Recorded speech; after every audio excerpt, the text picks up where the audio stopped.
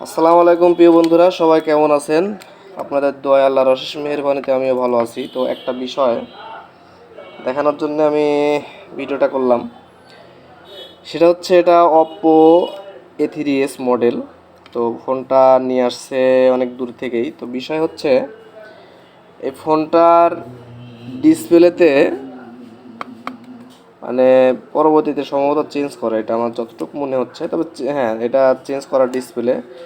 তবে লাগানোর কিছুদিন পরে ডিসপ্লেটা ফল্ট হয়। এইগুলা কেন হয়, এটা থেকে আমি আপনাদেরকে একটু দেখাবো, অন্য কিচ্ছু না। এটা থেকে একটু ধারণা দেওয়াবো যে আসলে ডিসপ্লেগুলা কি কি কারণে নষ্ট হইতে পারে। তার মধ্যে প্রথম কারণ হচ্ছে আঠা দেওয়া। আমাদের আঠা দিতে যদি ভুল হয়, এই দেখেন আঠা দিছে, দেখেন এত পরিমাণে আঠা দিছে, এইদিকে পুরা বডিতে আঠা দিছে। প্রথম কথা, একেবারে বডিতে আঠা দিছে।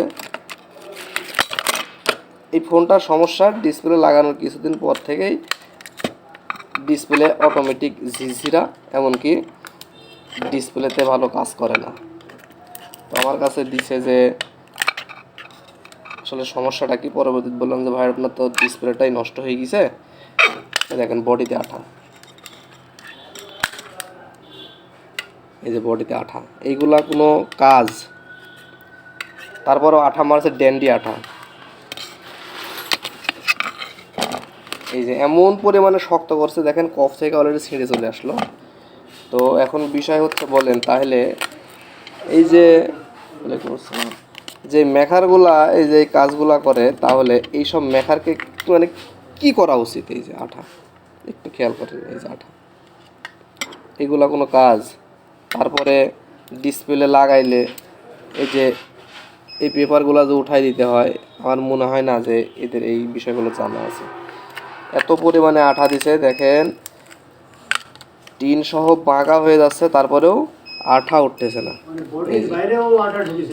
এই কাজগুলো যদি করে, তাহলে এখন বলেন এই ডিসপ্লেটা কি চলার কথা নাকি না চলার কথা? বলেন এখন আপনারা কমেন্টে জানাই দিবেন যে আসলে এইসব মেকারের আসলে কি করা উচিত। এই যে এত পরিমাণে আঠা দিছে, দেখা যাচ্ছে সুন্দর, এই যে আঠা দিছে, তাহলে এই ডিসপ্লেটা কি চলবে?